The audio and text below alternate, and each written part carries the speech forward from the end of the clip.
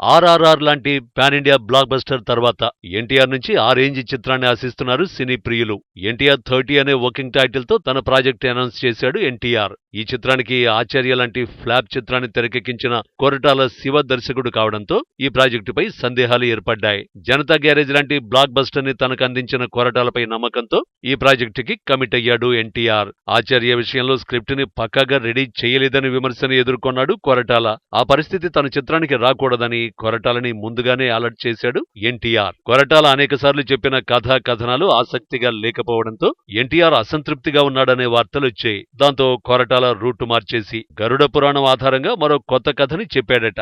ఈ కథ నచ్చడంతో ఎన్టీఆర్ 30 మళ్లీ పట్టాలెక్కించడానికి గ్రీన్ సిగ్నల్ ఇచ్చాడు ఎన్టీఆర్ అనే టాక్ వినిపిస్తోంది. 2005లో శంకర్ తెరకెక్కించిన అపరిచితుడు చిత్రం గరుడ పురాణం ఆధారంగా నిర్మాణమైంది. సెన్సేషనల్ బ్లాక్ బస్టర్ గా అపరిచితుడు ఇండియన్ ఫిల్మ్ ఇండస్ట్రీలో నిలుస్తోంది. మళ్లీ మరోసారి గరుడ పురాణం ఆధారంగా చిత్రం అంటే ఆసక్తిని కలిగిస్తోంది. దీనికి మైథలాజికల్ టచ్ కూడా ఉంటుందని తెలుస్తోంది.